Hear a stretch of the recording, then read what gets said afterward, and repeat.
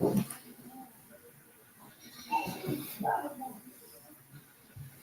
me 1 second, Israel. We're gonna get started in a second. Salakia.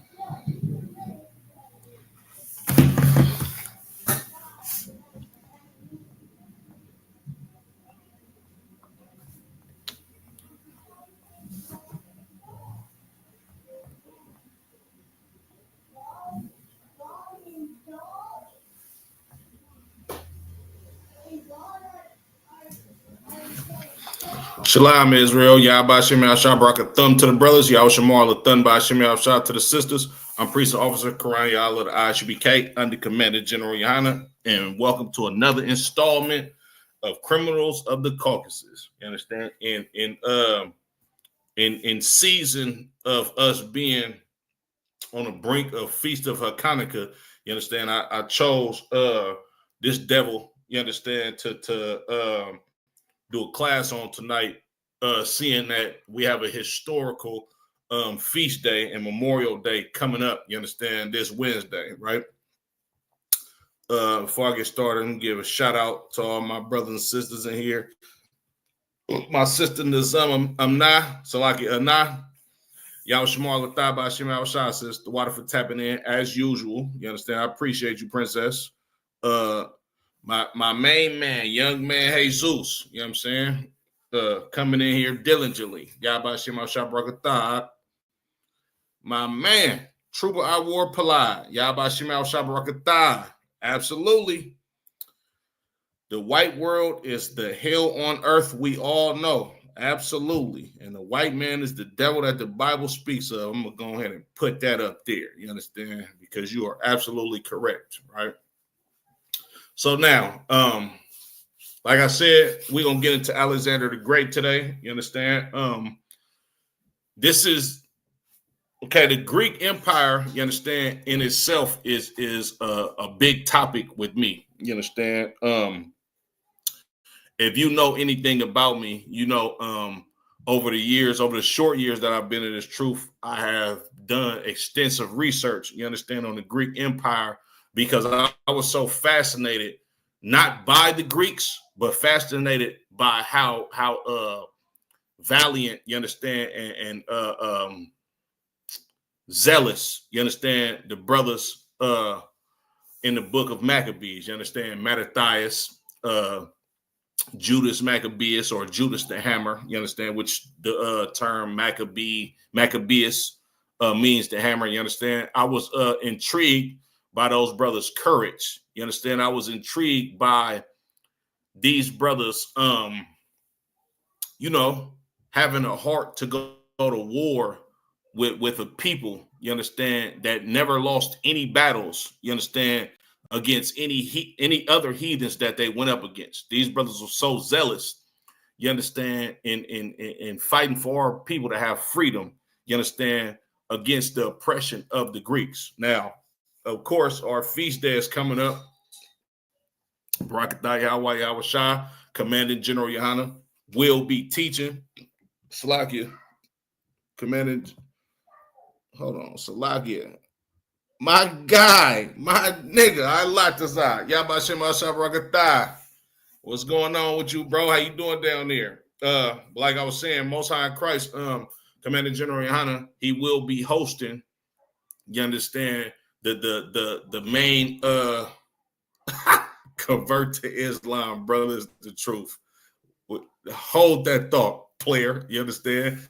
But Commander General Yohana, he will be teaching. You understand the history of the Feast of Dedication or the Feast of Hanukkah or Hanukkah in the Hebrew. You understand? And you know, he's gonna be touching on why it's so important for us to keep this memorial for our brothers that fought, you understand, and died, you understand, for the nation of Israel in order for us to be a free people, you understand, that's not oppressed by Caucasians, right? This brother Nazar, convert to Islam, brother, it's the truth. Any black man that is a Muslim, you are a coward. You understand? And I say that with all due disrespect, right? Wednesday, right? Most High in Christ, the Lord is directly challenging, you understand, your oppressor and his holidays. You understand? A black man telling me to become a Muslim is basically telling me to become a sucker up under another slave master. You understand? If you know anything about Islam, and I'm not going to be too long-winded on this because I'm going to get into my topic, right? But if you know anything about Islam, you understand, you would understand that them Arabs, you understand, they violently forced people into converting into Islam. You understand? And on top of that, they started persecuting black people, you understand, the true Israelites, because we wouldn't consent to their religion because Muhammad learned, you understand, that he came from Ishmael and he got his pedigree from Israelites that taught him who his forefathers was according to the Bible. You understand? If it was not for the Bible, if it wasn't for Muhammad learning from Israelites, you understand, black, Latino, and Native American Indian men, you wouldn't have no goddamn Islam. But I'm sure you ain't do your history on that, Nazar. You understand? But go ahead and share this class with any person of the Nation of Islam that you want to, you understand? And you know, show them that you got so-called black, Latino, and Native American Indian men that are not willing to bend and bow down to no slave master. Not the Caucasian man, not the Arab man, you understand? Not an Asian man, nobody, you understand? We serve our Lord, you understand? Our God, Yahweh in the Hebrew, you understand? Up under our King, Yahweh Shah Mashiach, who the world ignorantly calls Jesus Christ. Salakia. Nizam, you're going to make me do a history on the criminals of them Arab people. You keep on. Salakia. Yeah, but let's get into it, man. Okay. So usually I go into a Wikipedia first or article first on this Sunday series, but today I'm gonna go to the scripts first. I'm gonna give y'all the Wikipedia of Alexander the Great, and then I found interesting article on him. You understand, that's backed by a few scholars. So the article is credible, right? So Salakia, we're gonna go to the scripts. Damn right, sis. Damn right, sis. Okay, let me see. Let me share my screen. Salakia, y'all bear with me. And if y'all could, man, Baba Kasha, go share these classes. You understand? Like I say every Sunday, it's important for blacks, Latinos, and Native American Indians to get this history. You understand? Salaki, hold on. To get this history of these accounts, you understand, of Caucasians actually being the true criminals on planet Earth, versus our people believing that criminality is a lifestyle of black people, which is a goddamn lie. Salakia. So we're gonna go to not damn shit. Salakia. Y'all bear with me. This computer moving slow as hell. to Daniel, the 7th chapter, right? Because there's a prophecy of Alexander mentioned in this Bible and his empire, and then there's an actual account of Alexander mentioned in this Bible by name, right? And I'm sure Muslims, you understand, don't understand this because they do no historical research. If you did, and I don't mean to pick at Muslims, but I do mean to pick at Muslims. Dude should have never came in my comments with that BS.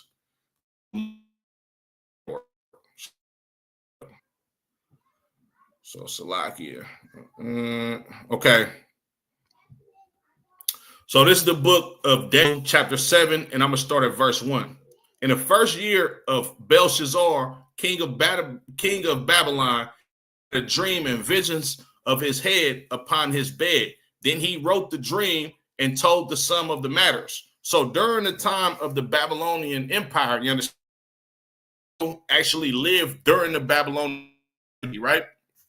So in these times where these Babylonians are ruling over the children of Israel, Daniel had a dream. You understand? The scriptures say the Lord visits his prophets, you understand, in visions and in dreams. So Daniel has a dream, right? And then he down and told people about what his dreams showed to him.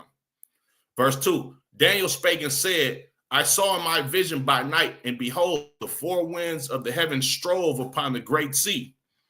And four great beasts came up from the sea, diverse from one another. You understand? So Daniel seen a vision, you understand? And it says, he said, and behold, the four winds of the heavens strove upon the great sea, and the four beasts came out from the sea, diverse one from another.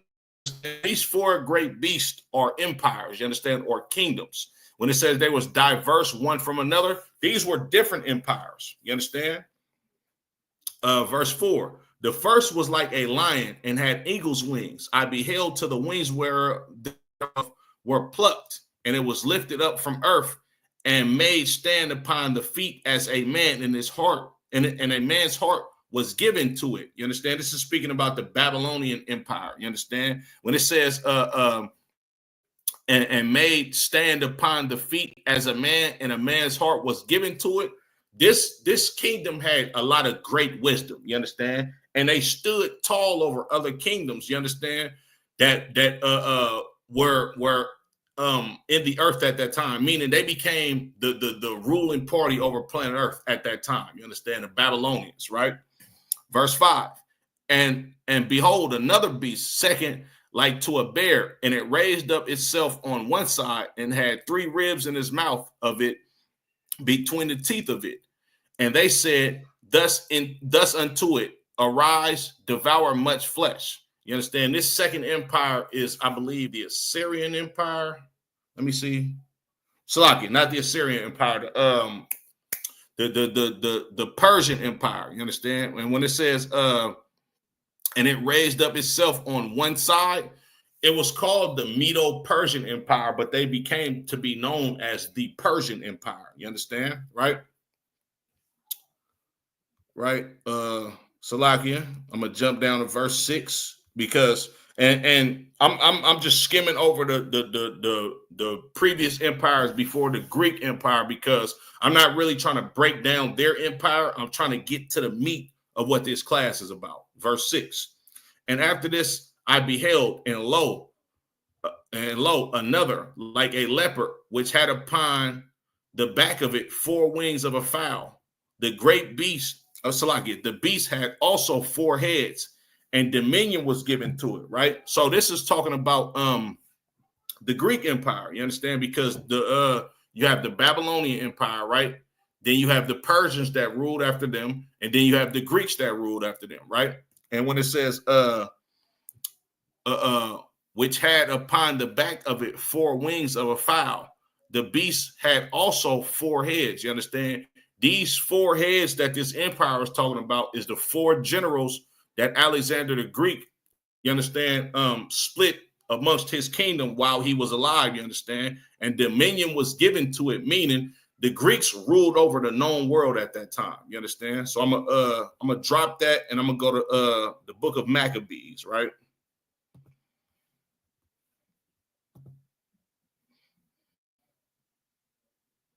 Like, bear with me.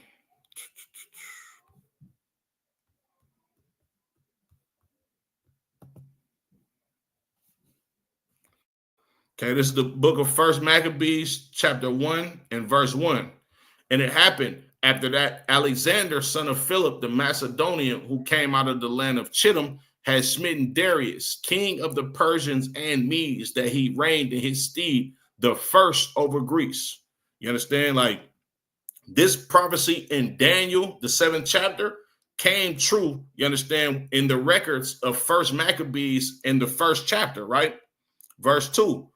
And made many wars and won many strongholds and slew the kings of the earth and went through to the ends of the earth and took spoils of many nations, insomuch that the earth was quiet before him, whereupon he was exalted and his heart was lifted up.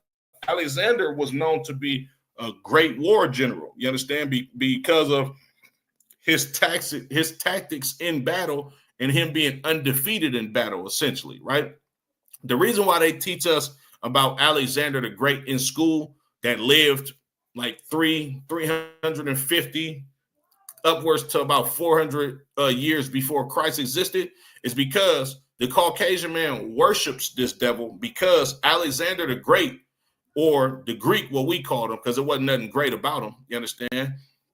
But Alexander the Greek, he became the first known, well, I don't want to say first known, but he became the actual first white man to be a goddamn king over planet Earth.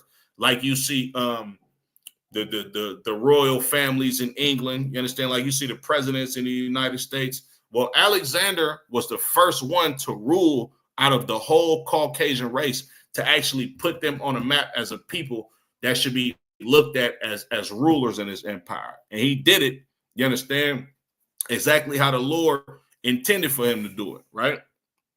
It says, I'm gonna read verse 2 again. And won many wars and many strongholds and slew the kings of the earth, and went through to the ends of the earth and took spoils of many nations, insomuch that the earth was quiet before him, whereupon he was exalted and his heart was lifted up. Alexander did so much conquering and so much warring and beat so many kings at war. You understand? When it says the earth was quiet quiet before him, that means nobody wanted to go to war with him. Then nobody want to smoke with Alexander. His war tactics was unheard of at that time, and we gonna get into some of his war tactics that he used. You understand? Verse 4. And he gathered a mighty strong host and ruled over countries and nations and kings who became tributaries unto him, right? So Alexander, he did so much conquering, you understand, that kings of different countries and different kingdoms, they became tributaries unto him, meaning they paid him tribute, you understand, or he taxed different nations, right? Verse 5. And after these things, he fell sick and perceived that he should die. Wherefore, he called his servants, such as were honorable men and had been brought up with him from his youth, and parted his kingdom among them while he was yet alive. That's those 4 heads that was spoken about in Daniel, the 7th chapter. You understand?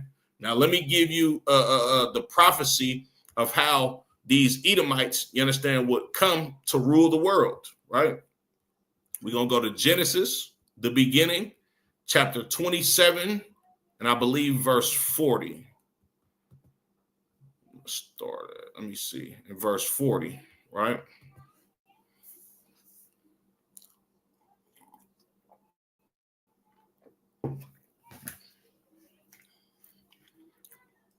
Most High Christ, absolutely what I wanted. This is the book of Genesis, chapter 27 and verse 40. And by the sword shalt thou live. You understand? This is the prophecy, you understand, that the Lord gave to Isaac, you understand, in blessing Esau, right? And giving Esau the blessing, you understand, before he passed on. You understand? Remember, Jacob and Esau got 2 different blessings. You understand? The Lord said the elder will serve the younger, you understand? And of course, when we know through the history of Jacob and Esau, Esau was the older brother. You understand? The Lord chose Jacob before they even were born. You understand? The Lord chose to give the world, you understand, to the Israelites. You understand? And he made the Edomites to serve us in the latter, you understand, of history, right? Or the future, rather, right? But the Lord gave Esau a blessing, and his blessing was to live by the sword. You understand? We'll get into exactly how Alexander conquered the earth. You understand? Bear with me, Salakia. Hey, Shalom, Real Jake. Real Jake 144. The water for tapping in, brother. Okay, give me 1 second. I'm going to share my screen once again.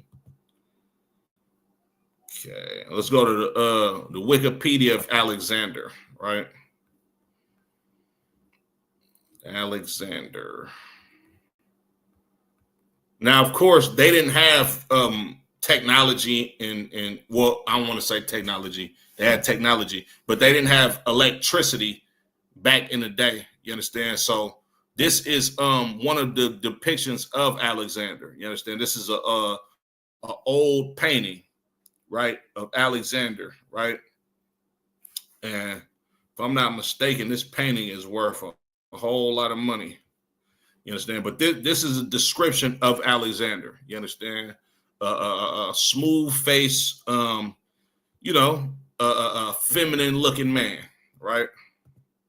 That's a depiction of him. So let's get into who Alexander actually was, and then I'm gonna get y'all the article that I found on him that was put together by a scholar. You understand, that did extensive research of other scholars who wrote many books about this guy, right? Alexander III of Macedon. Now, of course, the dates on which he lived is estimated. You understand? It's around that time. It's fairly accurate, but it's not, you know, it's not to the date accurate, right? So it says July 20th or 21st, 356 BC, you understand, to June 10th or the 11th, 223 BC, right? Most commonly known as Alexander the Great, was a king, Salakia, of the ancient Greek kingdom of Macedonia. He succeeded his father Philip II to the throne in 336 BC at the age of 20 and spent most of his ruling years conducting a lengthy military campaign throughout Western Asia, Central Asia, parts of South Asia, and Egypt. You understand? So imagine you got a young 20-year-old, right? That's been given all of this power. You understand? It outright went to his head, but Alexander had a lot to prove. You understand? And I'm gonna show y'all when I get to this article. All right. And he didn't have a lot to prove because he was young. That's not why he had a lot to prove. You understand? By the age of 30, he had created one of the largest empires in history, stretching from Greece to northwestern India. He was undefeated in battle and is widely considered to be one of history's greatest and most successful military commanders. And he absolutely was. You understand? But his tactics were gruesome. Until the age of 16, Alexander was tutored by Aristotle. Aristotle was like a Greek philosopher. You understand? In 335 BC, shortly after his assumption of kingdom over Macedon, he campaigned in the Balkans and reasserted control over Thrace and parts of Illyria before marching on the city of Thebes, which was subsequently destroyed in battle. Alexander led the League of Corinth and used his authority to launch the Pan-Hellenic project envisaged by his father, assuming leadership over all Greeks in their conquest of Persia. You understand? So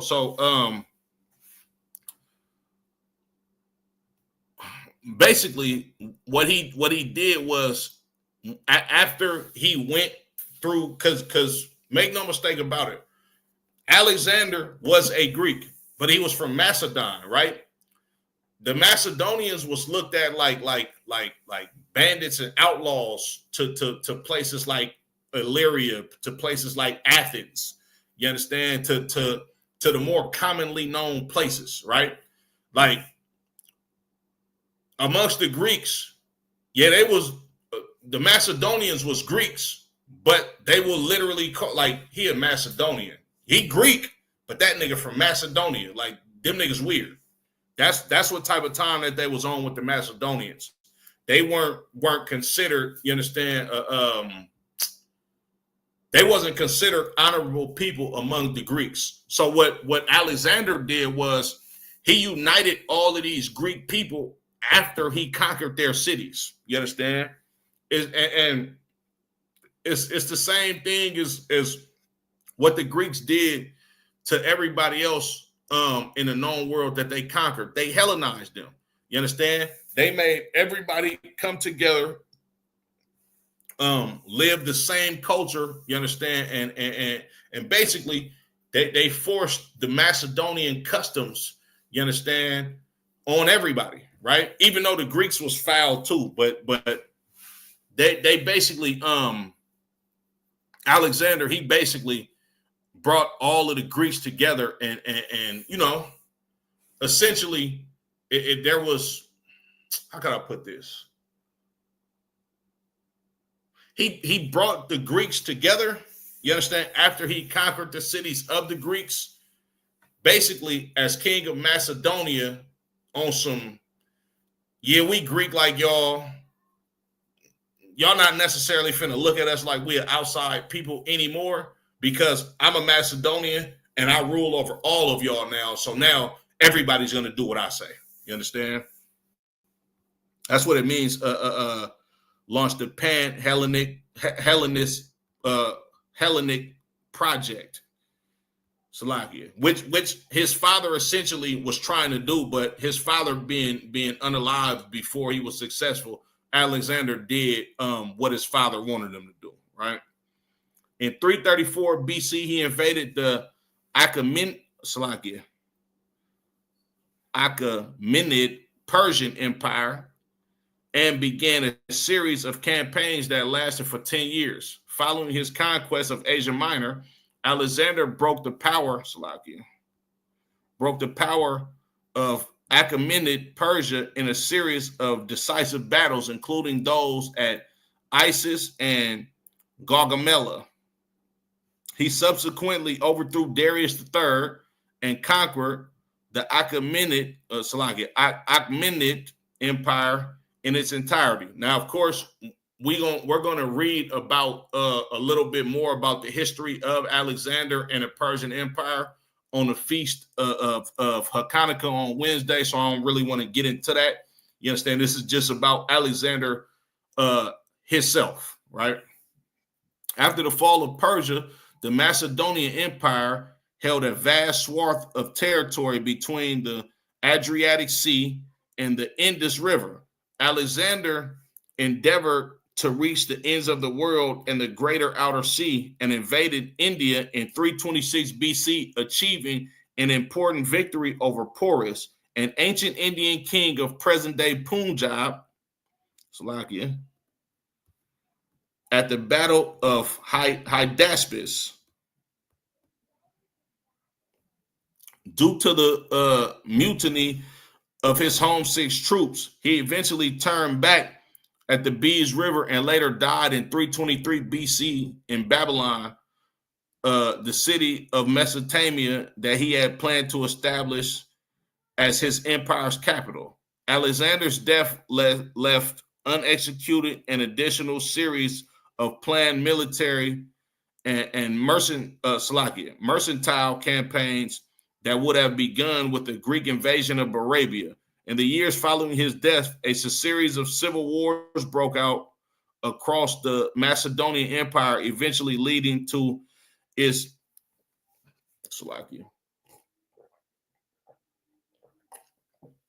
disintegration at the hands of Diadachi. Salaki. With his death marking the start of the Hellenistic period, Alexander's legacy includes the cultural diffusion and syncretism that his conquest in Salakia engendered, such as Greco-Buddhism and Hellenistic Judaism. He founded more than 20 cities, with the most prominent being the city of Alexandria in Egypt. Alexander's settlement of Greek colonists and the resulting spread of Greek culture led to the overwhelming dominance of Hellenistic civilization and influence as far east as the Indian subcontinent. The Hellenistic period developed through the Roman Empire into modern Western culture. The Greek language became the lingua franca of the region and was the predominant language of the Byzantine Empire until its collapse in the mid 15th century AD. And the reason why, and of course, the Byzantine Empire, Salakia, was a Christian empire. You understand? And the Byzantine Empire, a lot of people don't know this, but the Byzantine Empire, or which was known as the Holy Roman Empire, these was black people. You understand? And these were the offspring of people that lived during the time of the Hellenistic period of the Greeks. You understand? This is why you got the book of Maccabees. You understand? Lots of books in the Apocrypha, as well as the New Testament. This is why it was originally written in Greek. You understand? Because that was the most commonly spoke language at that time, especially amongst Israelites. You understand? That lived in Asia Minor. You understand? The Middle East. You understand? Egypt, and a lot of parts of Europe. You understand?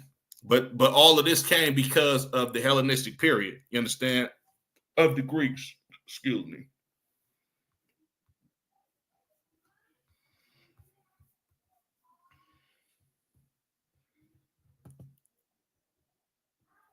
Okay, so let me show y'all this article that I found on Alexander, right?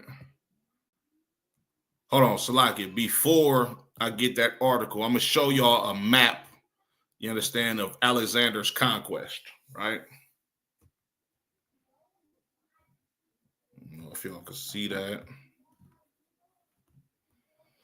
Right? So this is Greece, ancient Greece over here, you understand? In this area, right? I believe this is Rome, Italy, and all of this type of stuff over here, right? But essentially, Alexander came from over here, you understand, from Macedonia, right? In 12 short years, he conquered all of this land, right? All of this land. You understand? The Middle East, right? A large piece of Asia, you understand? India, you understand, which is a part of the Asian continent, you understand, all the way down into Egypt, you understand, Alexandria, the city that was named after this devil, you understand. But this essentially what was his empire at that time, you understand. So this is a big stretch of land, you understand, across many kingdoms, right?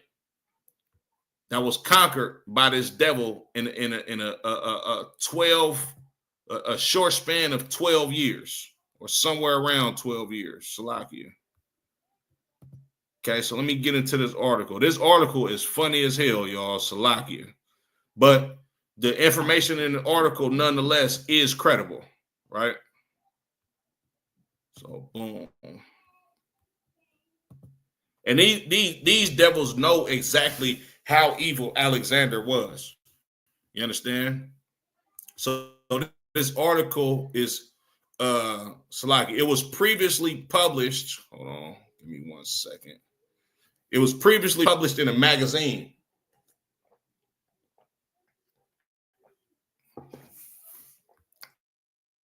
in, I believe, 2013.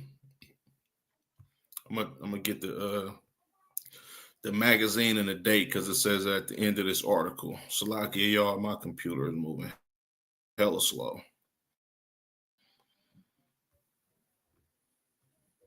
Cass says the article was originally published in the summer 2013 issue.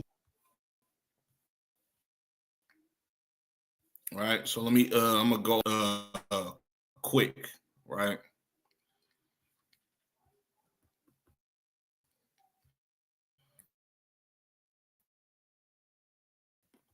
And in this article, they give you a lot of the characteristics of his crimes. You understand? Which, if you don't know, Alexander was a mass unaliver. You understand? He was a flaming sodomite. You understand? He was a drunk, right? And he was a thief, right? It says, was Alexander the Great one of history's worst monsters? Historians say the battlefield atrocities of Macedonian King Alexander the Great were part of his brilliant military strategy. But were they really born of his personality? And what they mean by this is, did Alexander really, was he able to conquer so much land and do so much destruction to these kingdoms just because he was a military general? You understand? Just because he was a general and that's what war caused him to do? Or was this his personality? Was he just a man that was just an evil demon on planet Earth? You understand? We're going to read this article. Alexander III, king of the ancient state of Macedon, is often heralded as one of history's greatest military commanders. Undefeated in battle, he unleashed his army on countries great and small to forge an empire that stretched over 3 continents, from Greece to India and as far south as Egypt. He did all this in a little more than a decade after taking power at the age of 20. You understand? See? Now, and this is how you know the Bible is a history book. Alexander the Great is named in the Bible by name. They're not giving you some vague history of this dude in the scriptures. The Lord put the spirit on these brothers to put these records together, you understand? So you can understand what happened during the past, the present, and what eventually will happen in the future. You understand? In about 6 short scriptures, you understand? The Lord gets real extensive on who Alexander was, you understand, in the scriptures, right? Reading on. But the man known as Alexander the Great was also one of history's worst worst monster, excuse me. I'm adding stuff to this, Salakia, but he was history's worst nightmare. He was a murderous, rage-filled, paranoid, alcoholic, religious fanatic who, on at least one occasion, showed a fondness for what today might have been considered necrophilia. Ooh wee! If you don't know what necrophilia is, that means you like to have illicit acts with unalive corpse, for lack of better terms. I don't know how else I could put it for you, right? He murdered often, at times indiscriminately. He assassinated rivals a dozen at a time, slaughtered innocents by the thousands, and exterminated entire tribes of people. It's no exaggeration to say that Alexander killed off a generation of Macedonian officers, veterans he needed to run the army he inherited from his father Philip, nor were friends and families spared. Within days of taking the throne, he killed Philip's most recent wife and her new infant. This man, look, this dude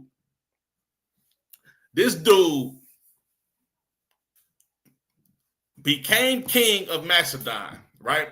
And right after he became king, he killed one of one of his father's wives and her infant child, which was his brother.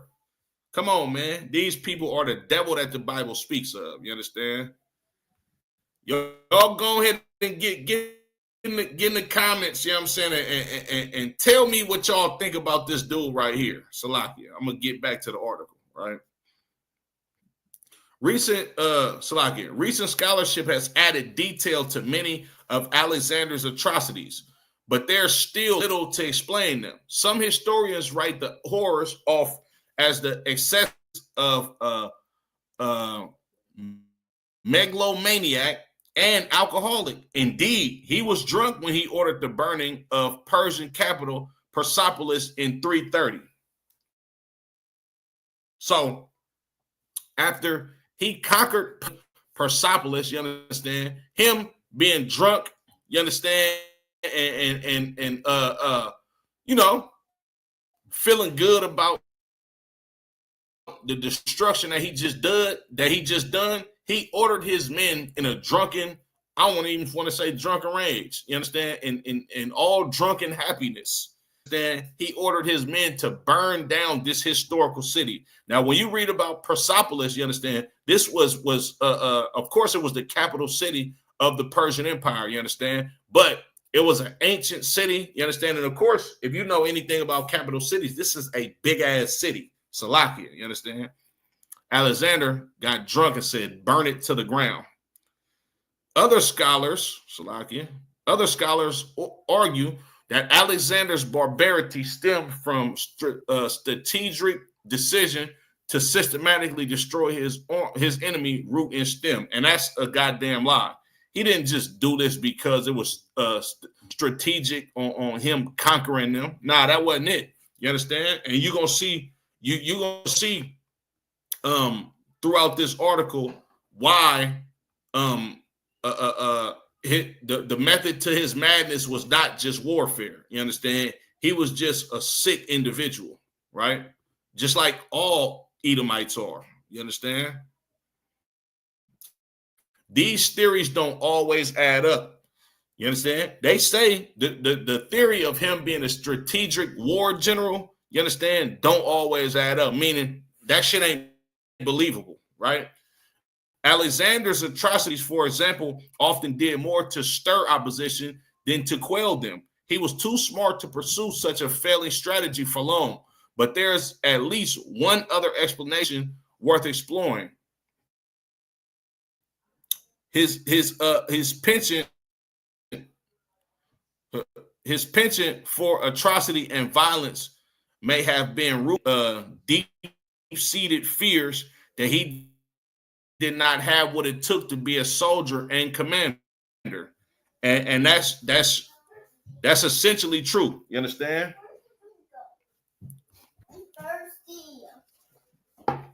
Okay, hold on. Go sit down. Okay, I'll get y'all something. Go sit down. No, I'm about to get it right now. Salakia, yo, give me 1 second.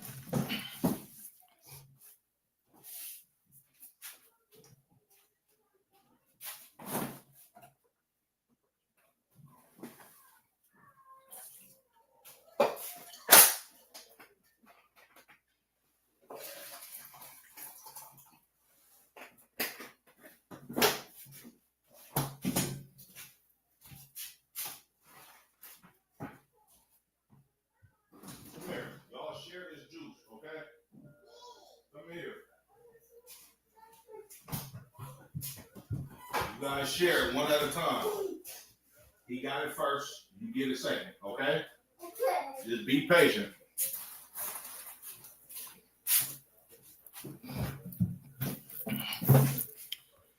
Salakia. Hey, not desired, sir. Shalom, Yabashim. The water for tapping in, I appreciate it.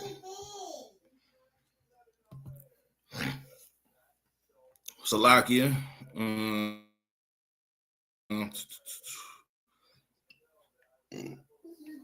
Though the most formidable figure of his time, he grew up esteemed from the culture of the Macedonian warrior and came to power ill-equipped to command an army, marginalized and perhaps insecure about his abilities. He seemed angry and intent on proving himself through violence. Many accounts of his heinous crimes describe him as. Give her the fucking cup. Hurry up and drink it and give it back, man. Y'all share it. Okay?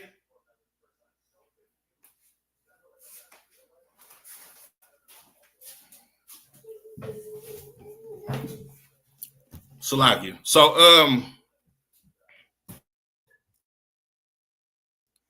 basically Alexander, he didn't come up the same way that all, when they say he was ill equipped, you understand? It's gonna explain it a little bit more in the article, you understand? But Alexander didn't have the same upbringing as the rest of the soldiers, you understand, that he began to rule over. And a lot of them challenged him, you understand, on his manhood, right?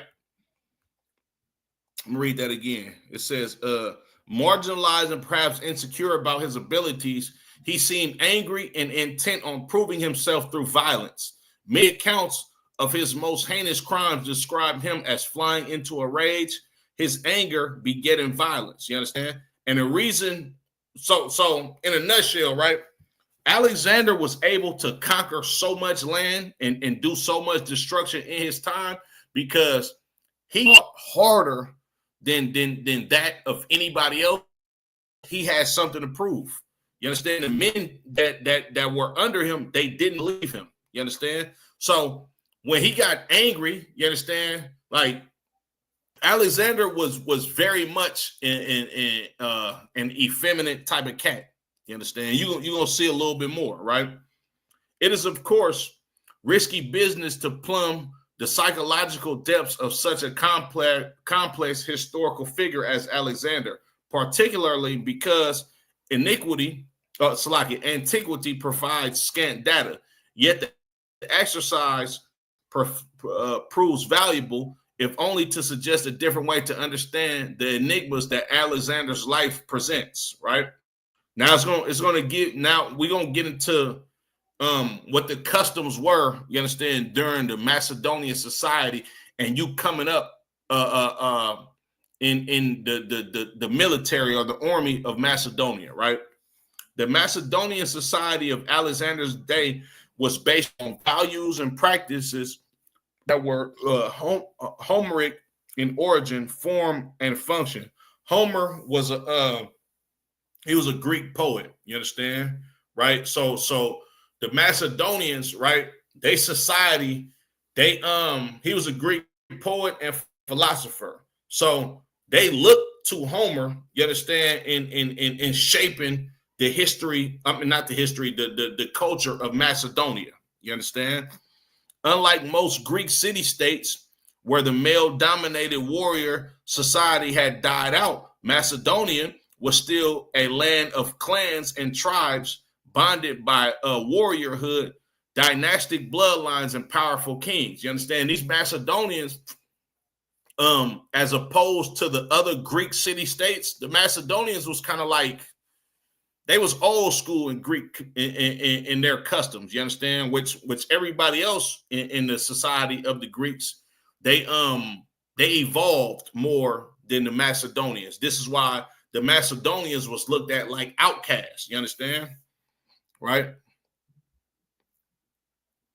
So like here, Alexander's world was one in which the Iliad was not an epic tale, but an illustration of how men still lived, riding, drinking, and fornicating with rude energy and enthusiasm. As in the Iliad, society valued power, glory, and bravery most of all. On the field of battle, warriors were expected to demonstrate their bravery to win honor and the esteem of their fellow soldiers. Now, the reason why they're explaining to you all of these Greek customs at this time is to give you the history of Alexander and how he lived, contrary to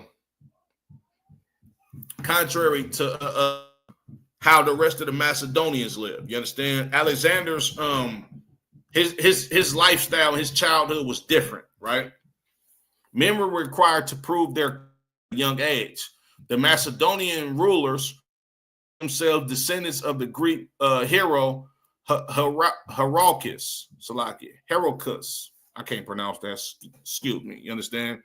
And the single-handed killing of a wild boar, linked in Macedonian mythology to one of Heracles' 12 labors, was an important rite of passage for warriors. Until a man killed a wild boar, he was not permitted to recline at table and eat meat with other soldiers. Instead, he had to sit upright for all to notice. You understand? So they had a culture, you understand, of following the traditions, you understand, of warlike men, right? And one of their traditions is you had to catch a wild boar, you understand, and kill it, right? In order for you to be noticed as in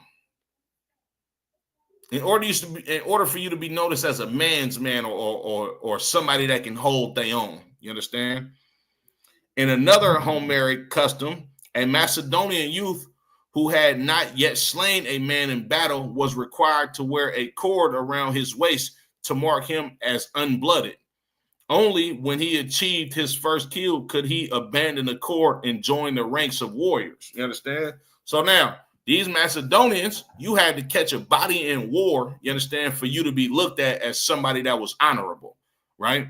For you to be able to join the ranks of the warriors, you had to get your first kill. If not, you had to wear a cord around your waist to show that you ain't never killed nobody before, right? Keep all of these Macedonian customs in mind, and then correlate this to how Alexander actually came up in his own life. It's going to get into that in a second. The sons of Macedonia's nobles attended the Royal Page School, the Macedonian West Point. Cadets entered at age 14 and graduated at 18. About 200 were enrolled at any one time. Besides receiving a typical Greek liberal arts education, the students were put through rigorous military training, rough living, horsemanship, fasting, endurance training, hunting, and weapons proficiency were required. So, like these the Macedonian nobles, you understand, or the hierarchy, right? Mind you, this is a warlike people. They had to go to this school to be military trained from 14 to 18. You understand? And they had to endure, you understand, all of the military training that this school had to offer them to get them to fit into the society and the culture of being a real Macedonian, right? Senior cadets sat at the king's table, cared for his horses, served as his bodyguards, and accompanied him on campaign. Some fell in battle protecting their sovereign. Slovakia. The Royal Page School was the proving ground for Macedonia's combat officers and administrators. Aristotle called it a school for generals. Alexander seems not to have met any of the requirements of a young Macedonian warrior. There is no suggestions in historical account that he hunted and killed a wild boar, nor did he attend the Royal Page School for any significant length of time, if at all.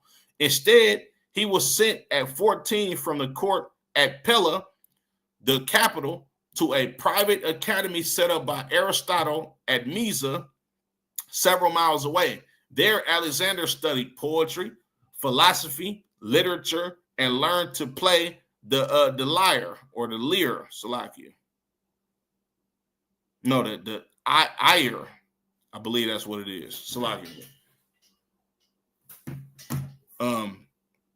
A skill his father belittled because the lyre was an instrument of the Athenian aristocracy. Military students at the academy were limited to a reading of the Iliad. The historian Plutarch, Slovakia, tells us that Alexander carried a copy of the work with him throughout his campaigns.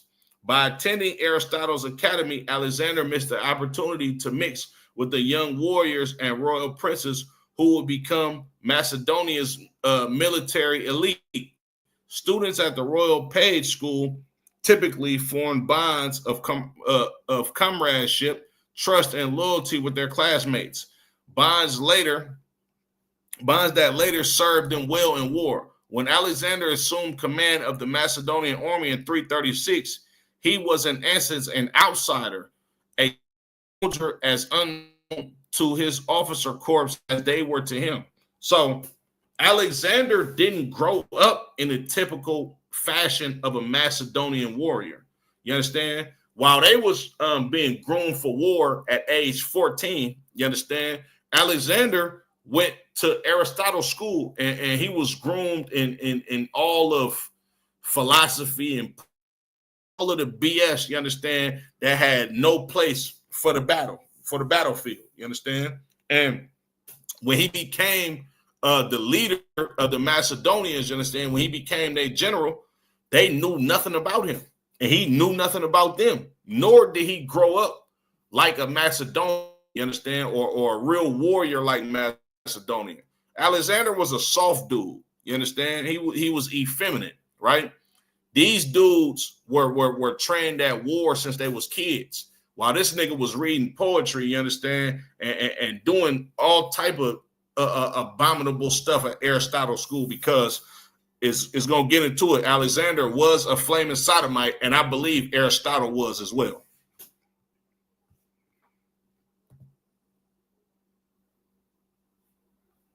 Lucky, this computer moving slow as hell.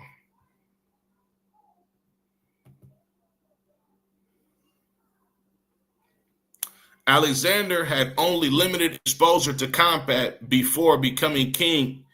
At 17, he served as temporary regent while his father campaigned in Perinthus and Scythia, 340 to 339 BC.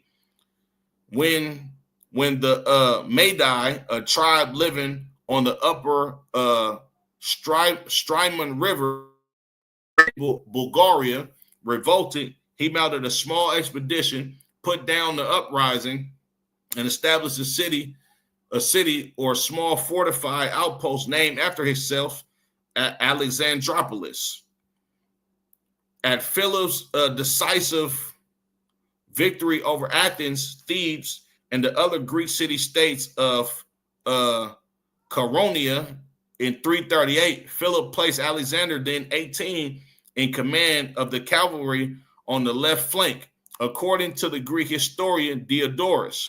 But it appears that the king did not have full faith in his son. He stationed Alexander alongside his key commanders, including Parmenion and Antipater. And of course, he didn't have faith in Alexander because he knew Alexander was soft. He knew Alexander didn't go through the rigorous war training that everybody else went through. So because this was his son and he loved this baby boy so much, he put him with the key commanders. He put him with basically the hardest soldiers, you understand, that can be beaten by anybody that they're going to war with, essentially to protect his son from being killed in battle, right? Diodorus notes that Alexander and his men were the first to force their way through the enemy line. But this may mean only that Alexander commanded one of the wedge-shaped cavalry squadrons that struck all along the line, creating gaps for the remaining cavalry to burst through. Interestingly, Alexander apparently did not chalk up his first kill in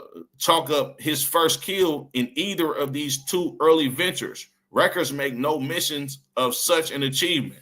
So his two campaigns in war, he didn't even catch a body then. You understand? He was essentially just out there, you understand, and watching everything go down. You understand? Like this, that nigga was in a riot and jumped up under a table, essentially. Salaki. You understand? Not as I was gonna laugh at that shit. Alexander also stood apart from the warrior culture in his physical appearance, right? The Macedonians were a big people, thanks largely to their land's plentiful meat and grain. The men were tall, robust, dark-skinned. They had thick cropped hair and wore beards. And when they say they was dark-skinned, they wasn't dark these ain't black people we talking about. These wasn't niggas. You understand? These was what's that dude name that played on Full House? Y'all know what I'm talking about. Fuck, what the hell is his name? Salakia. Y'all better. I think his name John Stamos, right?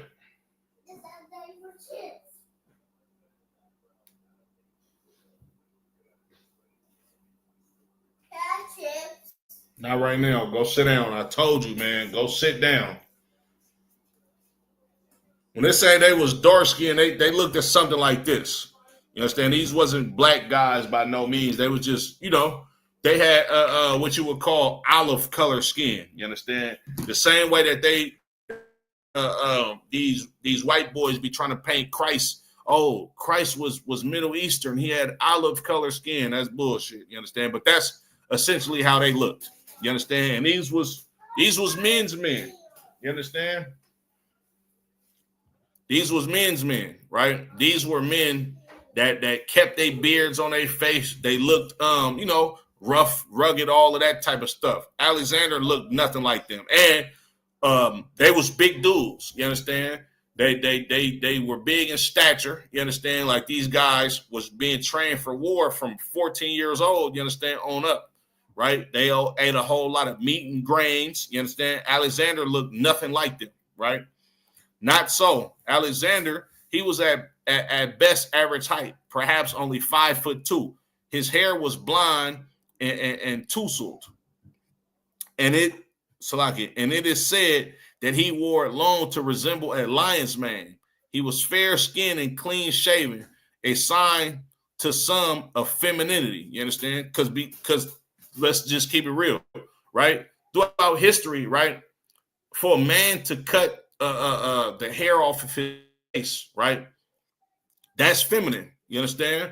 The difference between a man's face and a woman's face, of course, is a man and a woman, but a woman can't grow a beard.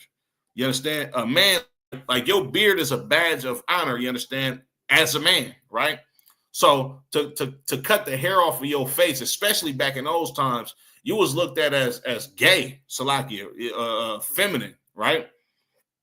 His teeth were sharply pointed like little pegs. According to Alexander biographer Peter Green, Alexander's voice was a high-pitched and tended to harness when he was excited, says Green. So Alexander, he even sounded a little feminine. You understand? This was a little short dude that had long hair. You understand? That cut the facial hair off of his face, you understand, and he had a high-pitched voice, you understand, kind of like a woman. Alexander looked like a broad, essentially, right? He was given to scurrying about, he was given to scurrying about in a fast and nervous manner, and he carried his head to the left, either out of some physical defect, perhaps torticollis, or more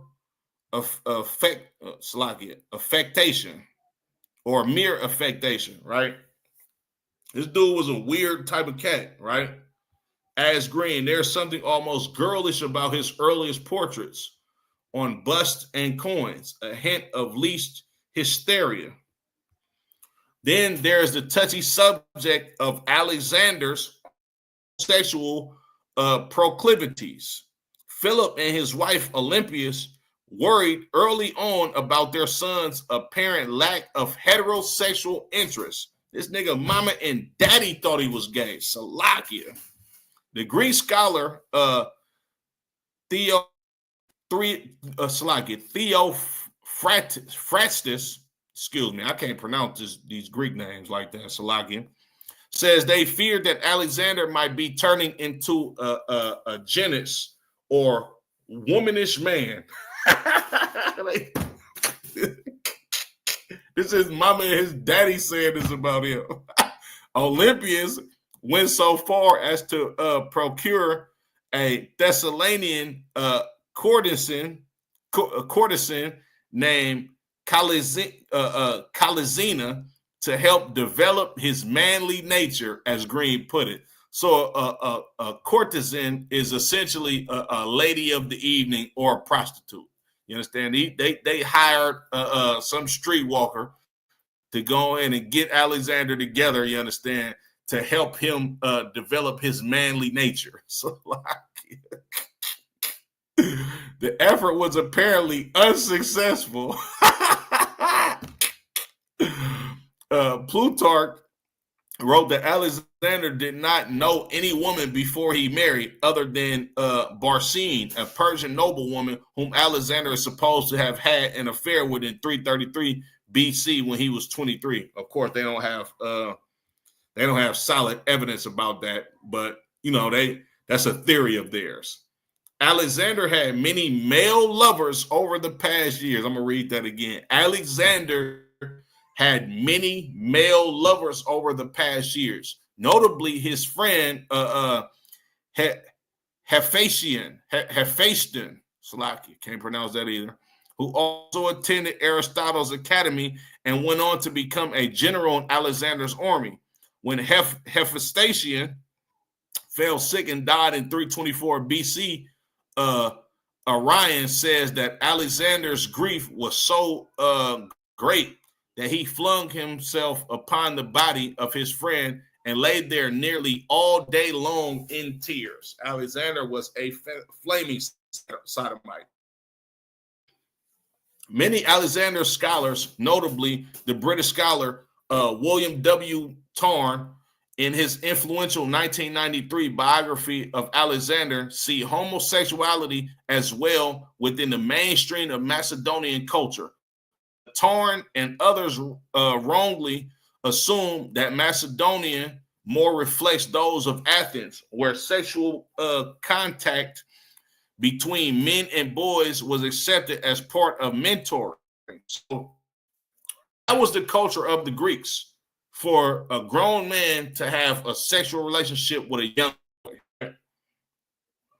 Macedonia, a society that valued manliness, bravery, and war, the sexual conquest of women, and the fathering of children, was far less tolerant of homosexuality than Athens.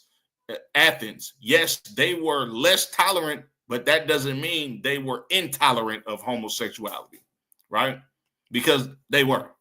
Here, man-boy sexual relationships were seen as more of an occasional fashion. So the Macedonians did the same thing that the people from Athens did, right? The only difference was they did it for a shorter amount of period of time, right? Long-term sexual relationships between two grown men were frowned upon. and the reason why it was frowned upon, because they looked at you like, damn, you still having sex with dudes? That's old news. We have sex with women now. All y'all gay. Salakia. This was particularly true in the military. Theopompus, a Greek who wrote in the 4th century BC, said that soldiers who were homosexuals were considered whores and harlots. Although they were men slayers, they were by nature men sodomizers. Come on, man. These dudes was LGBTQ. You understand? That's the culture of a Greek. That's the culture of a Macedonian. I don't give a damn if you're a Greek from Athens, Thebes, you understand? A Greek from Macedonia, Illyria, all of these dudes, you understand, that were Greeks, you understand? Essentially Caucasian men and the Romans, you understand? This is their lifestyle, you understand? Whatever Alexander's status within the military elite, his ascension to the throne was complicated. When Philip was murdered in 336 BC, Alexander was one of the least three surviving sons. In Macedonian practice, any son, legitimate or illegitimate, Alexander killed at least one rival, the son of one of Philip's concubines. The sons of other branches of the royal family also presented a challenge, but Antipater, the only one of Philip's senior officers who was close to Alexander, quickly persuaded the Macedonian assembly to proclaim Alexander king. Such speedy action was a talent and Parmenion, two of Philip's generals and leaders of powerful branches of the royal family, were away from Pella on a campaign, an absence that made it possible to crown the untested Alexander as king. It's hard to imagine that Alexander was confident about his ability to lead combat veterans and gain their respect. With so little military experience, he had no alternative but to rely upon his generals for advice and guidance. The relationship between the Macedonian officer corps and the king was open and democratic. A soldier's standing was based upon demonstrated courage on the battlefield and not upon birth or wealth. Every warrior had equal rights of speech, as the Roman Curtius wrote in the 1st century AD, and Alexander's men apparently didn't hesitate to exercise that right. So listen good, y'all. They disapproved when he appeared before them wearing the white robes, jeweled slippers, and upright tiara of the Persian king. The royal secretary Eumenes had the temerity to suggest that Alexander neglected affairs of state because Alexander was too fascinated by Hephaestion's thighs, Salakia. So Eumenes, right, when it said had the temerity to suggest that Alexander neglected affairs of state, the word temerity means to be bold or to be confident. You understand? He said, man, look, this nigga can't be no king over us. He too busy looking at men's thighs. You understand? Hephaestion, which was his lover that he went to school with, you understand? The one that he cried over his corpse. This is who he was talking about. He said he was too fascinated by this dude's thighs. Meaning, bro, you can't rule over us. You understand? Alexander was well aware of his doubt. His being criticized his decisions publicly, often during drinking bouts that the king frequently attended. To compete with his officers, big men who had been drinking, Alexander often drank far more than his small friend can tolerate. So they used to these drinking parties or drinking contests and get pissy drunk, right?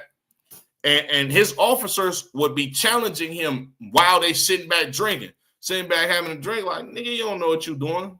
Are you like, bro, we done been in a battle for years. You just got here. We don't even know you for real. You ain't never went to our schools. You understand? Like ain't nobody seen you do nothing crazy in this war. So Alexander, he used to get drunk trying to compete with them, you understand, and being a man's man, right? A man's man in the Macedonian culture, you understand, which is essentially to be a barbarian, to get drunk, you understand, and do type of all type of outlandish activities, right? Alexander likely didn't take their critiques lightly.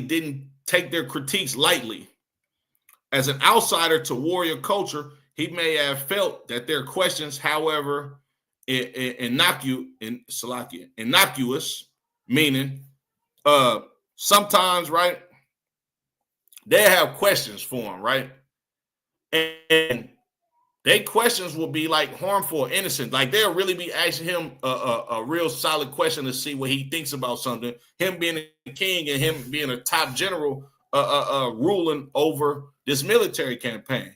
But they'll be asking him questions, and Alexander, understanding that these people already are doubting him as a rightful ruler or somebody that's capable of ruling, you understand? He would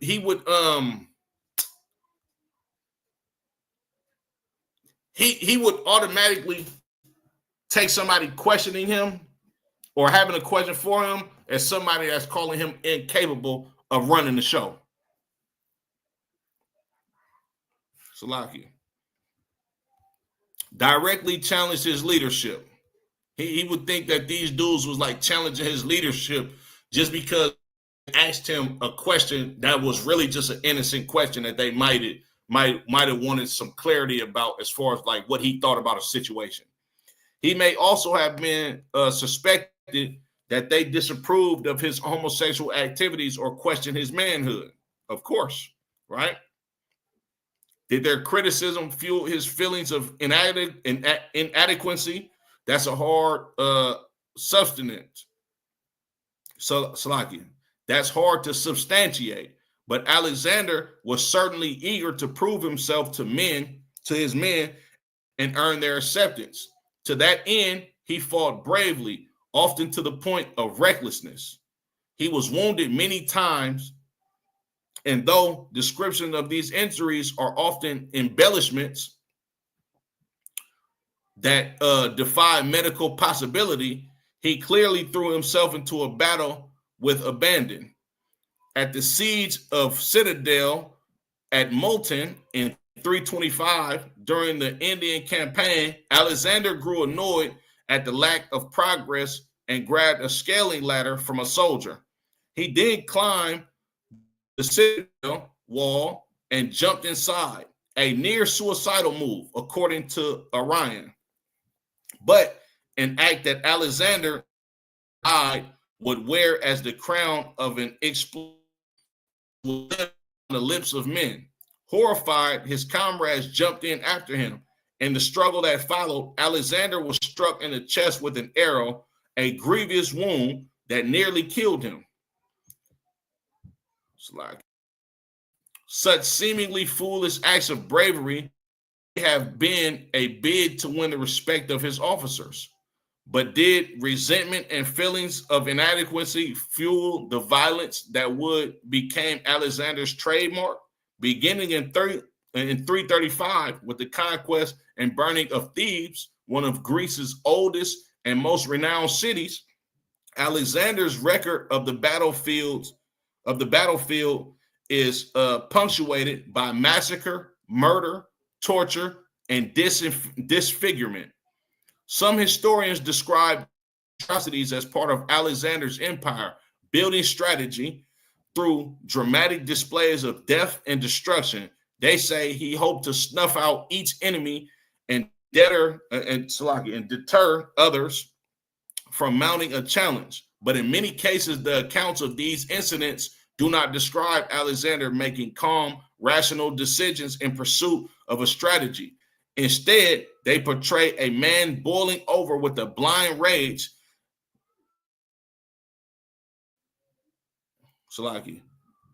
That's disproportionate to the situation and seemingly without cause. Consider Alexander during the capture of Gaza in 332, after a 2-month siege in which some 10,000 Gaza's Persian governor was brought before him. Though threatened with death, Betis remained silent and unbowed. With the defiance Curtius tells us, Alexander's anger turned to fury. Thongs were passed through Betis's ankles while he still breathed. And he was so a thong back in those times, of course, it's like a thin strip of leather. You understand that you would tie something together with or hold something together with. I believe that they still put them on whips today. You understand like them big whips that General. It has a thin piece of leather that's on the whip. You understand that holds it in place. You understand? Well, they use those to torture this king, right? Not this king, this governor, right? And then they tied this governor to a chariot, right? Then Alexander's horses dragged him around the city while the king gloated at having followed the example of his ancestor Achilles in punishing his enemy. Alexander displayed a similar lightning quick outburst of fury in 328 when the Scythian cities of Persia revolted. He destroyed at least one of the cities to keep the others in line, according to Curtius. But Syropolis, the largest of the towns, resistance of his people so inflamed his rage that after its capture, he ordered it to be sacked. Of the 15,000 men defending the town, 8,000 were killed outright. Citizens of another town took refuge in a fortress, but were massacred when they surrendered for lack of water. This dude was killing innocent people. You understand? The next year, he like Alexander just wasn't killing people in battle. Like, this is what they get you to believe. You understand, when they say, "Oh, he was the greatest military general that ever lived." No, this dude was a psychopath. You understand? This dude was a narcissist. This dude was evil on so many goddamn levels, and he was fueled by rage that came from him being looked at as an inferior man by the men that he led.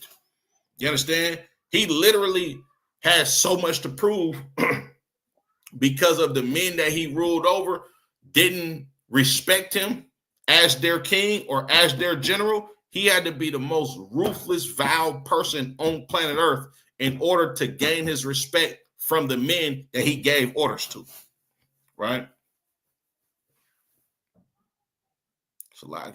The next year, during his India campaign, Alexander showed how quickly his anger could flare and spark violence.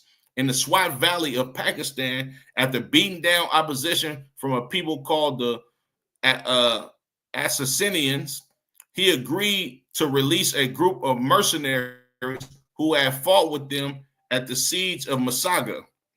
The mercenaries left and encamped with their women and children many miles away. But Alexander apparently had a change of heart. He followed with his army, and falling upon them suddenly wrought a great slaughter. According to Diodorus, Alexander nursed an implacable hostility toward the soldiers. The historian says, and to satisfy that anger, all of the 7,000 mercenaries were killed. This dude was evil as hell. None of these accounts, of course, approves that his monstrous acts were born of deep-seated insecurities. Come on, man. And of course, this is a scholar, you understand, and him being quote unquote level-headed white man, right? He's going to give you the fact about Alexander and how evil he was and all of the war crimes that he committed, but because he wasn't there and he can't get the answers from Alexander why he did this, he's not going to tell you that it's from some deep-seated insecurities because he don't have evidence of it, because Alexander never told people this, or we can't talk to Alexander because he's not alive. But common sense, man. This dude was evil as hell, you understand? And it was because of his insecurities, right? We can never probe his psyche deeply enough to know the truth. But these episodes suggest that many portraits of Alexander as a military genius have clouded our view of him. Of course, you understand? Like, just because he's looked at as a military genius, you can't overlook all of the evil he did to innocent people. We've been told again and again of his battlefield greatness, but that doesn't mean his every move had a strategic purpose. Indeed, some of his most heinous crimes appear to be rooted in his personality, not his generalship. He was Alexander the Great, but he was also Alexander the Monster. These people know how evil this dude was. And as a matter of fact, right? In law school, right? They have something which is called a mute a moot court or a moot trial. You understand? And what they do is they give you a hypothetical situation. You understand that you have to act out in a criminal court atmosphere, right? This is an activity, right? So let me read the actual definition. Moot court is a law school activity that simulates a court hearing where students argue a hypothetical legal case in front of judges, right? So, and what they did was they had a moot court, right, of Alexander the Great, and they brought him up hypothetically on war crimes because the white man is the devil. They understand that this dude was, in fact, a goddamn criminal. You understand? Salakia. Let me see. I got one script. Let me find it. It's the book of Job. We're going to go to Job 9 and 24. And if I may say so myself, that was an excellent article that Edomite put together, because it gave you the in-depth I don't want to say day-to-day life, but it gave you some more clarity on the actual character of Alexander. You understand? He was not just a great war general. This dude was a criminal. You understand? He was a thief. He was a murderer. You understand? He was a flaming sodomite. And of course, when you got somebody that lived that wickedly on planet Earth, I know they're taking advantage of people intimately as well. This is the book of Job, chapter 9 and verse 24. The earth is given into the hand of the wicked, right? Alexander, in 12 short years, began to be the ruler of the known world at that time. You understand? From the age of 20 to around the age of 32, Alexander was a ruler. You understand? If not, Salakia, the earth is given into the hand of the wicked. He covered the faces of the judges thereof. If not, where and who is he? You understand? These Edomites, you understand? They have been given the earth. They covered the faces of the judges thereof. If not, where and who is he? Now hold on. Right? Let me get Salakia. Get First Maccabees chapter 3 and verse 4.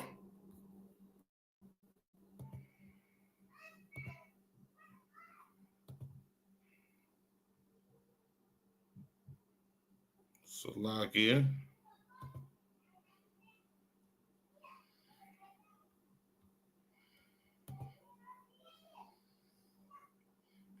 Say he covered up the faces of the judges thereof.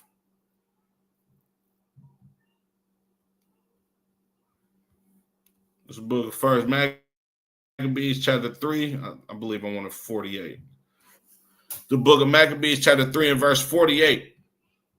And laid open the book of the law, wherein the heathen have sought to paint the likeness of their images. You understand? This is the Maccabees laying open the book of the law.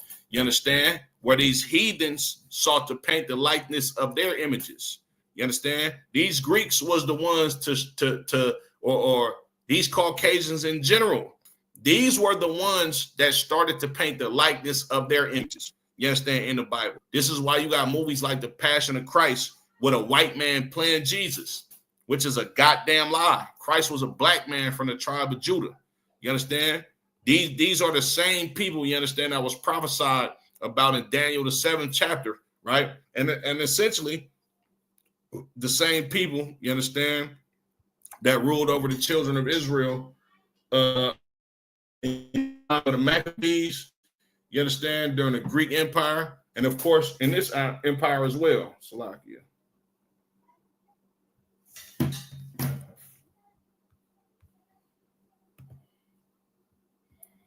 Let me get Salakia. get Proverbs 3 and 31, and I'm going to end it.